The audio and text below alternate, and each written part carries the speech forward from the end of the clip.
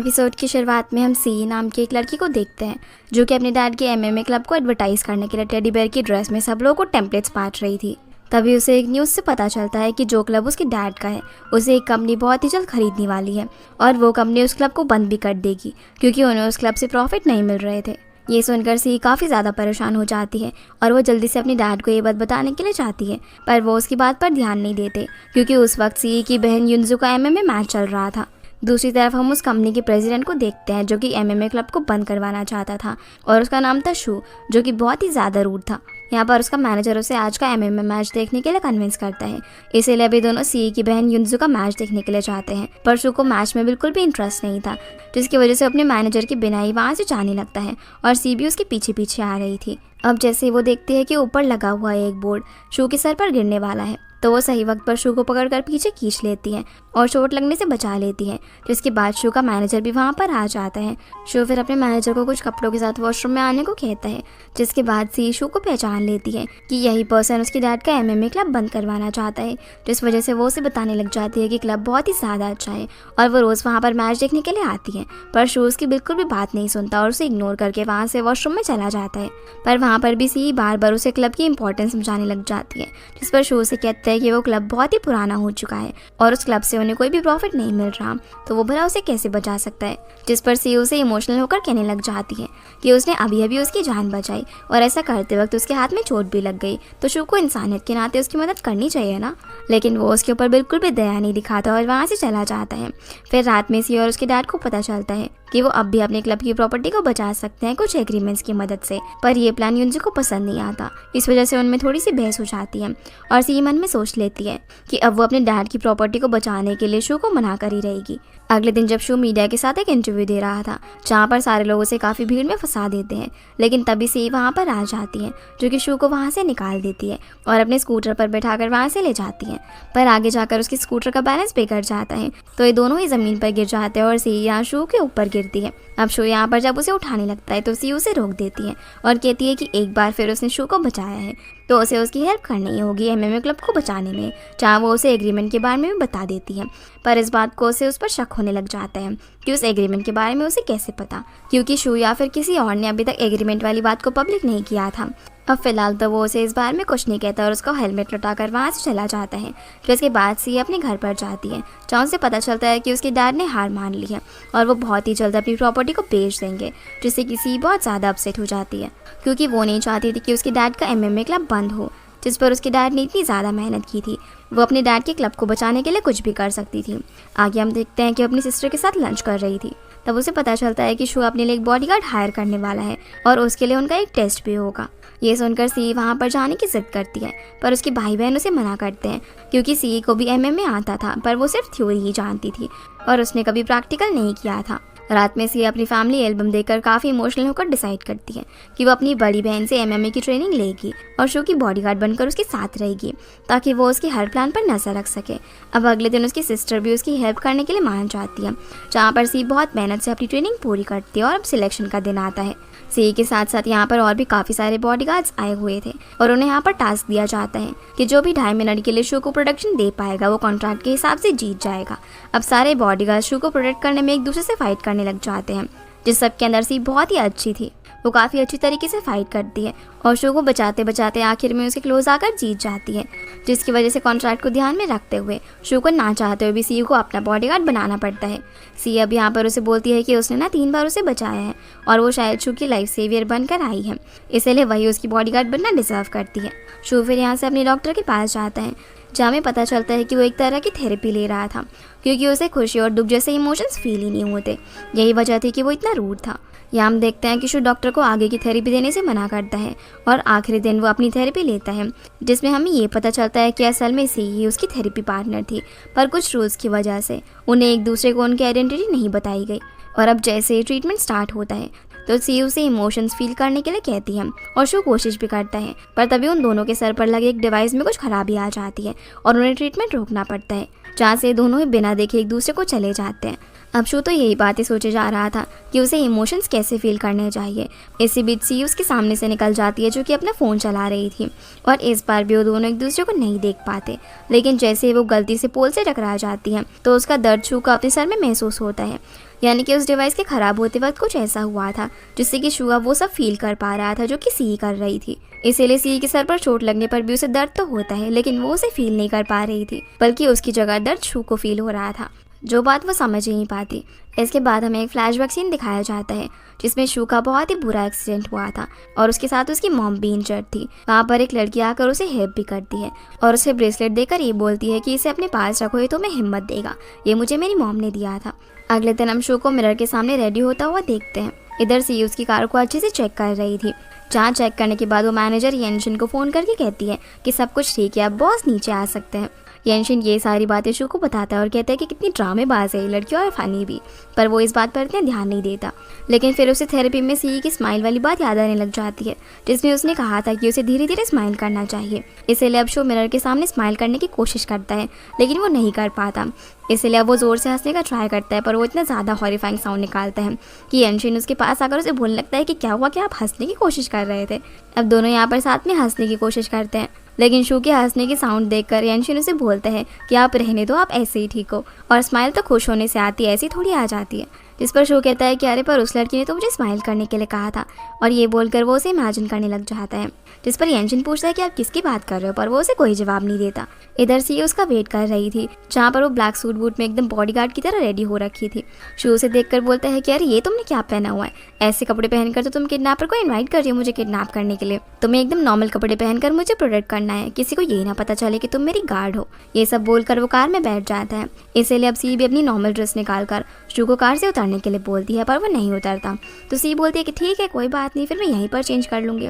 ये बोलकर वो कपड़े का बटन खोलने लगती है, और जैसे ही वो अपनी पैंट की जिप खोलने वाली थी तब शू येनशिन से उतरने के लिए बोलता है, और उनके उतरने के बाद सी चेंज करती है। जिसके बाद येनशिन ऑफिस के स्टाफ को सी के बारे में बताता है कि वो कितनी अच्छी फाइटिंग जानती है, पर कोई भी उस पर ट्रस्ट नहीं करता क्योंकि वो दिखने में बहुत ही इनोसेंट थी। तो येनशिन यहाँ पर सी को फाइट करने के लिए बोलता है, जिस पर वो कहती है कि भला मैं ऐसे कैसे फाइट कर लूँ। तभी वो बोलता है कि सोचो तुम पर कोई अचानक से अटैक कर रहा है। ये बोलकर वो मैगजीन लेकर उसके सर पे मारता है, जिसका पेन सीधा शू को होता है और उसे कुछ भी समझ नहीं आता कि उसे कहाँ से लगा। पर इधर से बहुत ज़ोर से येनशिन को किक मार देती है और वो बेचारा गिर जाता है। तभी शू बाहर आता है और जब उसे पता चलता है कि यहाँ पर असल में हो क्या रहा है तो वो सी से बोलता है कि मैंने क्या तुम्हें यहाँ पर अपने मैनेजर को मारने के लिए रखा है। जिस पर सी उसे माफ़ी मांगती है और बताती है कि उसने ही पहले मुझे मैगजीन से हिट किया था। शू उससे पूछता है कि उसने तुम्हें कहाँ पर मारा। अब जैसे ही वो दिखाती है तो उसी साइड पर शू को भी लगा हुआ था।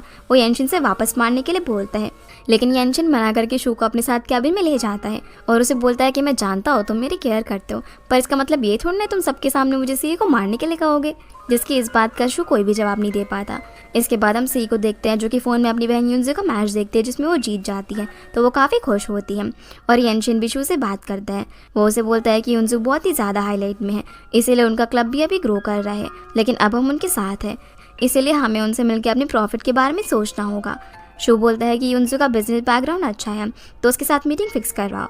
दूसरी तरफ सी तो अपने फ़ोन में बिजी थी। तभी शू उसके पास आकर बोलता है कि तुम अपने आप को हर्ट मत कर लेना, अगर ऐसा करोगे तो वह मुझे होगा। सी को तो कुछ भी समझ नहीं आता, वो उसका हाथ पकड़कर उसे रोकने की कोशिश करती है, पर वो उसका हाथ झटकता है और बोलता है कि अगर तुमने अगली बार से मुझे टच किया ना तो मैं तुम्हारी सैलरी के पैसे कट कर लूँगा। सी उसे बोलती है कि तुम सुबह से अभी भी नहीं हंसे, थोड़ा सा हंस दो ना, इससे मुझे भी अच्छा लगेगा। पर शू उसकी बात का कोई भी जवाब नहीं देता। फिर हम सी को उसकी सिस्टर वैन के साथ बॉक्सिंग रिंग में देखते हैं जहाँ पर दोनों की फाइट हो रही थी। दूसरी तरफ शू जो कि अपना काम कर रहा था, जैसे ही सी को यहाँ पर पंच पड़ता है तो पेन शू को फील होने लग जाता है और यहाँ पर उसे बार बार जैसे चोट लगती है तो वो नीचे गिर जाता है। अगली सुबह सी और शू का ड्राइवर घर के नीचे शू का वेट कर रहे थे, लेकिन वो नहीं आता। ड्राइवर सी को बोलता है कि बॉस आज 3 मिनट लेट हो गए हैं और ऐसा कभी भी नहीं होता, तुम उनके घर का कोड जानती हो ना, तो तुम्हें जाकर देखना चाहिए। इसलिए वो जल्दी से अंदर जाती है, जहाँ इतना बड़ा घर देखकर तो वो काफ़ी एक्साइटेड हो जाती है। अब वो इधर उधर देख ही रही थी, तभी उसे शू नीचे बेहोश पड़ा हुआ मिलता है। इसलिए वो भागकर उसके पास जाती है जहाँ पर उसकी सांसें चल रही थी। इसलिए वो थोड़ा सा रिलैक्स फील करती है क्योंकि वो सिर्फ बेहोश हुआ था।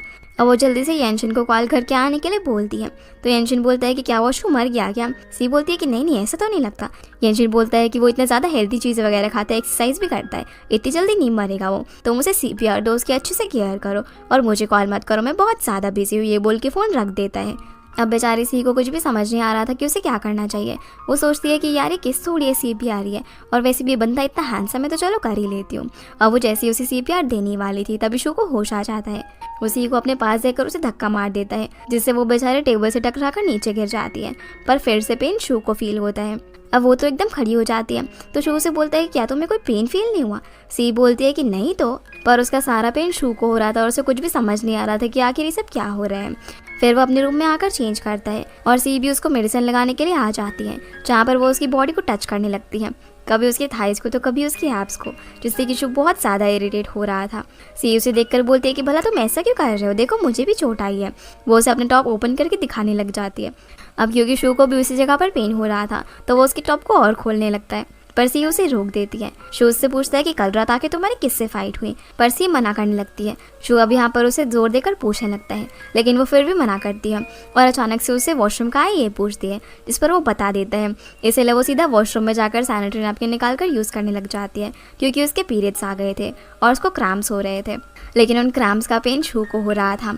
सी जैसे ही बाहर आती है तो वो शू को देखकर पूछती है कि तुम्हें क्या हुआ, जिस पर वो बताता है कि उसको पेट में दर्द हो रहा है। इसीलिए वो एम्बुलेंस को कॉल करती है और एड्रेस देकर बोलती है कि जल्दी से आओ, यहाँ पर कोई मर रहा है। फिर वो अब यहाँ पर उसके पेट को टच करने लगती है, पर शू उसका हाथ हटाकर बोलता है कि तुमने पहले मुझे किस किया और अब मेरी बॉडी को टच कर रही हो, क्या ये सब तुम पैसों के लिए कर रही हो। सी बोलती है कि तुम भला ऐसे सोच भी कैसे सकते हो, और फिर वो वहाँ पर बैठकर एम्बुलेंस का इंतज़ार करती है। और बेचारा शू दर्द में चिल्ला रहा था। अगले सीन में ये लोग हॉस्पिटल में थे, जहाँ पर डॉक्टर सी को बोलते हैं कि शू को क्या प्रॉब्लम है, हमें समझ नहीं आ रहा। उसने आकर के बोला मुझे पेट में पेन है, फिर बोलता है कि मुझे पैर में दर्द है, कभी सर में दर्द है। अब मैं उसे क्या मेडिसिन दूँ मुझे समझ में नहीं आ रहा। इसलिए अब सी शू के पास जाकर उसे बोलती है कि तुम क्लियरली बोलो ना, तुम्हें हो क्या रहा है। अब जैसे शू उसे सब कुछ बताने लगता है, सी सोचती है कि ये सब तो वैसे ही हो रहा है जैसे कि पीरियड्स में होता है। इसीलिए वो वही सारी रेमेडी अपनाती है जो कि वो खुद करती थी, जिससे कि शू को थोड़ा सा रिलीफ मिलता है और सी जल्दी से बाहर निकलती है। वो आकर एक स्टोर में जाकर बहुत सारे स्नैक्स लेती है और हॉस्पिटल में आकर उसे पेन किलर देती है जो कि वो पीरियड्स में खाती है, जिससे कि शू को काफ़ी अच्छा लगने लगता है और उससे पूछता है कि ये मेडिसिन तुम कहाँ से लाई, तो बहुत ही जल्दी असर कर गई। तो सी बोलती है कि ये सब पीरियड्स के इफेक्ट है। जो सुनकर पास ही के बेड पर एक ओल्ड मैन उन्हें घूरने लग जाता है और बोलता है कि हे भगवान, आजकल कैसी कैसी चीज़ें देखने को मिलेंगी। शू यहाँ पर उससे पूछता है कि क्या तुम पीरियड्स में हो और तुम्हें काबू आज सुबह जब तुम वॉशरूम गई थी ना। जो सुनकर सी बहुत ज़्यादा awkward हो जाती है, बोलती है कि सब पर्सनल बात है, तुम ये सब क्या पूछ रहे हो, लेकिन वो उसे बार बार पूछता है, जो देखकर वो ओल्ड मैन उन्हें दोबारा से घूरने लग जाता है। फिर शू उसको खींचकर बेड पर लिटा लेता है और उसे बोलता है कि तुम्हें पेन नहीं होता। सी भी अब यहाँ पर सोचने लग जाती है कि इस मंथ है ना उसे पेन ही नहीं हो रहा है, और उन्हें यहाँ पर फिर से वो ओल्ड मैन ऑकवर्ड पोजीशन पे बेड में देख लेता है। शू फिर चेक करने के लिए सी की गाल बहुत ही ज़ोर से खींचने लगता है, लेकिन उससे सी को कोई फ़र्क नहीं पड़ता, पर पेन शू को हो रहा था और सी शर्मा कर यहाँ से चली जाती है। अब थोड़ी देर बाद शू को डिस्चार्ज मिल जाता है और दोनों हॉस्पिटल से बाहर आ रहे थे, जहाँ पर शू सोच रहा था कि आखिर ऐसा कैसे हो सकता है कि उसके सारे पेन मुझे हो रहे हैं और मैं भला उसके दर्द को क्यों टॉलरेट करूँ। पर इधर सी तो ये सोच रही होती है कि क्या ये मुझे पसंद करने लगा है, इतनी केयर क्यों कर रहा है मेरी, मैं इतनी ज़्यादा चार्मिंग जो ना, शायद ये मेरे प्यार में पागल हो गया है। तभी शू उससे पूछता है कि मेरी कार कहाँ है। तो सी को याद आता है कि उसने अभी तक ड्राइवर को कॉल नहीं किया है, इसलिए वो ड्राइवर को कॉल करती है। अब दोनों जब बाहर की तरफ आ रहे थे तब वहाँ पर एक छोटी बच्ची का बलून पेड़ पर अटक जाता है, तो सी उसकी हेल्प करने के लिए पेड़ पर चढ़ती है और उतरते वक्त उसके हाथ में कट हो जाता है, जिसका पेन शू को हो रहा था। वो सी के पास जाता है क्योंकि वो गिरने ही वाली थी और उसे कैच कर लेता है। सी भी अब यहाँ पर बच्ची को बलून वापस करती है और वो बच्ची भी ने थैंक्स बोल के चली जाती है, जिसके जाते ही शू सी को बोलता है कि तुम्हें भला किसने बोला था बंदर की तरह पेड़ पर चढ़ने के लिए। तो सी बोलती है कि तुम्हें भला ये सब इतना रूड होकर बोलने की क्या ज़रूरत है। शू बोलता है कि देखो ज़रा, तुम्हें चोट भी लग गई है और अगर तुम नीचे गिर जाती तो कितना पेन होता। तो सी बोलती है कि अरे गिरती तो मैं गिरती है ना, तो तुम्हें क्यों दर्द हो रहा है और आखिर तुम मेरी इतनी केयर क्यों कर रहे हो। पर शू को यहाँ पर बहुत ही गुस्सा आ जाता है। वो बोलता है कि मैं तुम्हारी कोई केयर वेयर नहीं कर रहा, मुझे तुमसे कोई मतलब नहीं है। उसी वक्त उसे सी की बोली हुई बात याद आती है कि जब उसे गुस्सा है तो वो किसी भी चीज़ को ज़ोर ज़ोर से पंच करे, इसलिए वो पेड़ पर ज़ोर ज़ोर से पंच करता है। तो सी बोलती है कि क्या तुम गुस्सा हो, जिस पर शू हाँ बोलता है और उसे बोलता है कि आगे से अपनी बॉडी को हर्ट मत होने देना, उससे मुझे पेन होगा। इस पर सी बोलती है कि क्या आप मुझे पसंद करते हो, जिसकी ये बात सुनकर वो उसे गुस्से में जाने के लिए बोलता है, जिसके बाद हम देखते हैं कि शू और येंशन बेन नाम के एक आदमी से मीटिंग कर रहे थे और सी बाहर खड़े होकर उन्हें सुन रही थी। दोनों असल में किसी हेज ग्रुप के बारे में बात कर रहे थे। मिस्टर बेन को हेज ग्रुप के चेयरमैन मिस्टर वू के खिलाफ काफी सारे एविडेंस मिले थे। ये लोग इसी बारे में बात कर रहे थे। शू मिस्टर बेन को बोलता है कि मिस्टर वू ने आपके साथ क्या किया था वो याद रख के अपना डिसीजन लेना। अगले सीन में हम मिस्टर वू को देखते हैं जिसके पास एक आदमी आकर शेयर्स की बात कर रहा था, तो वो उस आदमी पर नजर रखने के लिए बोलता है। अब जब शू बाथरूम में था तो सी उसका वेट कर रही थी और वहाँ पर एक बच्चा स्केटिंग भी कर रहा था जो कि सी के पैर के ऊपर से गुजर जाता है, लेकिन इसका दर्द शू को होता है जिस वजह से वो चिल्लाने लगता है और उसकी आवाज़ सुनकर सी अंदर आ जाती है, जिसे यहाँ पर देखकर वो अपनी पैंट की जिप बंद करने लगता है, लेकिन वो बंद ही नहीं होती और टूट जाती है। तभी सी उसके पास आकर पूछने लगती है कि आपको कहाँ चोट लगी है, आप ठीक तो हो ना। पर तभी वहाँ पर येंशन भी आ जाता है, जिसे देखकर सी को रियलाइज होता है कि ये तो मेल वॉशरूम है, इसीलिए वो अपना मुंह छुपाकर यहाँ से बाहर भाग जाती है और इन दोनों को यहाँ पर देखकर येंशन भी अपनी आंखें बंद करके टॉयलेट में चला जाता है। शू फिर येंशन को बोलता है कि तुमने यहाँ जो देखा ऐसा कुछ भी नहीं था, तो येंशन बोलता है कि हाँ मैंने कुछ भी नहीं देखा। आगे हम देखते हैं कि सी की फैमिली सी का वेट कर रही थी और सब युनजू के जीतने की खुशी में सेलिब्रेट कर रहे थे और युनजू को ऐसे उसका वेट करना अच्छा नहीं लग रहा था। सी के आते ही वो सबको सॉरी बोलती है और केक कट करने के लिए बोलती है, पर उसके आते ही युनजू वहाँ से उठकर चली जाती है और बोलती है कि आप जिसका वेट कर रहे हैं वो आ गई है तो सेलिब्रेट कर लीजिए। जो सुनकर सभी लोग उसे देखने लग जाते हैं। डैड बोलते हैं कि वो मैच के बाद ना थक गई होगी इसीलिए चली गई, अब चलो हम लोग सेलिब्रेट करते हैं और सब लोग एंजॉय करते हैं। पर युनजू इस सबसे बिल्कुल भी खुश नहीं थी और वो कुछ सोचने लगती है। सीन अब यहाँ से फ्लैशबैक में जाता है। युनजू के पास एक आदमी आता है और बोलता है कि कोच ने तुम्हारे साथ कोई भी कॉन्ट्रैक्ट साइन नहीं किया था, तो तुम एक इलीगल एम्प्लॉय की तरह काम कर रही हो। युनजू बोलती है कि डैड ने बोला कि फैमिली में कॉन्ट्रैक्ट की कोई ज़रूरत नहीं है। तो वो आदमी बोलता है कि लेकिन तुम उनकी अडॉप्टेड बेटी हो, तुम तो यहाँ पर मार खा रही हो, दर्द सहन कर रही हो और इतना कुछ फेस कर रही हो, पर उनकी खुद की बेटी एक नॉर्मल कॉलेज गर्ल की तरह अपनी लाइफ एंजॉय कर रही है और तुम अगर ब्लैक ड्रैगन क्लब ज्वाइन कर लोगी तो हम तुम्हें खुद का अपार्टमेंट देंगे, एक बहुत ही अच्छी लाइफ तुम जी पाओगी। और इन्हीं सब के बारे में उनसे सोचने लग जाती है। इधर हम देखते हैं कि जब सी सोने के लिए आती है तो उसके बेड पर एक ब्रेसलेट था जो कि उसकी मॉम ने 2 बनाए थे, इसीलिए सी ने एक ब्रेसलेट तो अपने पास रखा था और दूसरा युनजू को दिया था। सी युनजू से पूछती है कि तुमने मुझे वापस क्यों किया, तो युनजू बोलती है कि तुमने अपना वाला खो दिया था ना, इसीलिए ये ले लो, वैसे भी तुम्हारी मॉम ने तुम्हें दिया था तो इसका मैं क्या करूँगी, इसीलिए अब सी उसे रख लेती है। अब अगले दिन जब सी जॉगिंग कर रही थी, इधर शू भी एक जगह पर आता है जहाँ पर उसे सी की बात याद आती है जो कि उसने थेरेपी के टाइम उसे बोली थी कि सिटी के बीच में एक फाउंटेन है और वहाँ पर काफ़ी सारे लोग हैं जिनमें से कोई खुश है तो कोई उदास है तो कोई गुस्सा है, और आपको इमोशंस फील नहीं होते ना तो आप वहाँ पर जाके सबको देख सकते हो। और उस फाउंटेन को ढूंढते हुए शू वहाँ पर आ जाता है। उसी जगह पर सी भी जॉगिंग कर रही थी पर दोनों एक दूसरे को नहीं देखते। तब शू से बोलता है कि मुझे विशिंग पॉन्ड की तरफ जाना है। फिर हम सी और उसकी एक सिस्टर को भी विशिंग पॉन्ड के पास जाते हुए देखते हैं जहाँ उसकी सिस्टर उसके हाथ में ब्रेसलेट देखकर बोलती है कि ये तो खो गया था ना। तब सी बोलती है कि पता नहीं क्यों इन दोनों ने मुझे वापस कर दिया। तो उसकी सिस्टर कहती है कि वो ना तुमसे दूर रहना चाहती है इसीलिए। अब क्योंकि सी को यहाँ पर विश मांगना था पर उसके पास कॉइन ही नहीं था, इसीलिए वो उसी ब्रेसलेट से विश मांगने का सोचती है और वो अपनी फैमिली के हमेशा साथ रहने की विश मांग कर वापस से जॉगिंग करने लग जाती है। तभी वहाँ पर शो आता है तो येंशन बोलता है कि आप यहाँ पर विश मांगो, उससे शायद वो लड़की आपको मिल जाए। शो बोलता है कि अच्छा अगर ऐसा होता तो लोग भला मेहनत ही क्यों करते, विश मांग कर अपनी सारी चीज़ें पूरी कर लेते। पर येंशन यहाँ पर विश मांगता है और कॉइन पानी में डालता है। तभी शो की नज़र उस ब्रेसलेट पर जाती है जिसे जाकर वो उस पॉन्ड के अंदर उठा लेता है और सबसे जाके इस बारे में पूछने लगता है, पर उसे कुछ भी पता नहीं चलता। फिर जब वो घर आता है तो हम देखते हैं कि उसके पास उसी ब्रेसलेट का दूसरा हिस्सा था। वो बोलता है कि इस लड़की ने कहा था कि उसकी मॉम ने 2 बनाए थे, एक मेरे पास है और दूसरा उसके पास। वही एक इंसान है जो कि 3 साल से मेरे साथ है और मुझे उसे ढूंढना है। येंशन बोलता है कि आपने उसका ब्रेसलेट उठा लिया जिससे उसकी विश पूरी नहीं होगी और शू कुछ सोचने लगता है। इधर हम सी को भागते हुए देखते हैं। तभी उसे शू का कॉल आता है।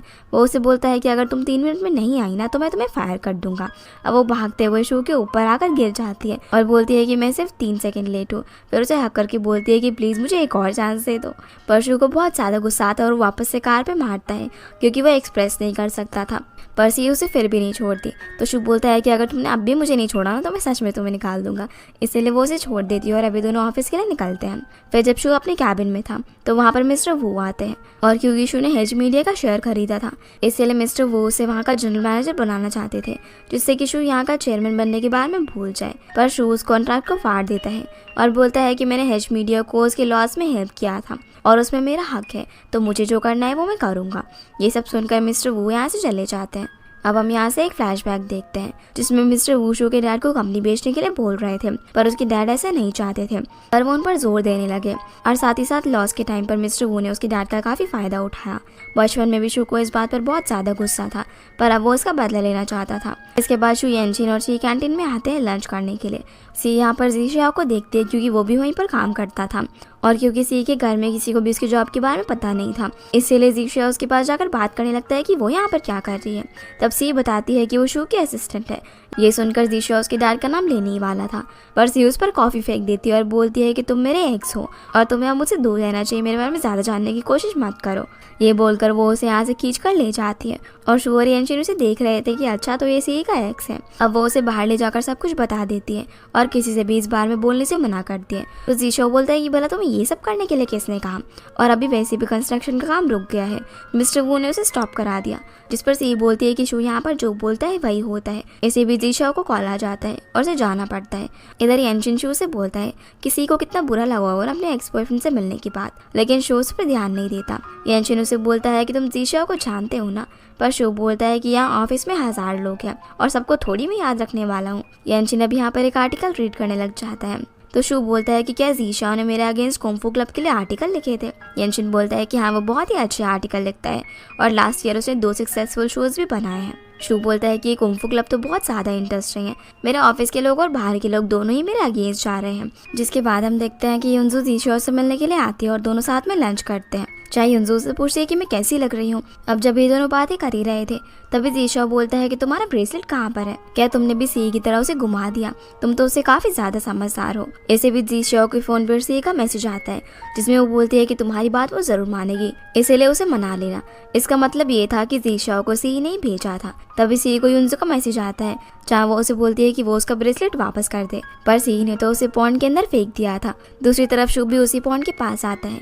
वो येनचिन को बोलता है कि तुमने कहा था ना कि अगर मैं उसका ब्रेसलेट ले लूँगा तो उसकी विश पूरी नहीं होगी, और उसने मुझे अपना लग दिया है, इसलिए मैं उसके ब्रेसलेट को वापस से पानी में फेंक दूंगा। जो सुनकर येनचिन यहाँ से चला जाता है। तभी सी भी पॉन्ड के पास आकर अपना ब्रेसलेट ढूंढ रही थी जो कि उसे नहीं मिल रहा था, इसीलिए वो कॉइन से विश मांगती है कि उसे उसका ब्रेसलेट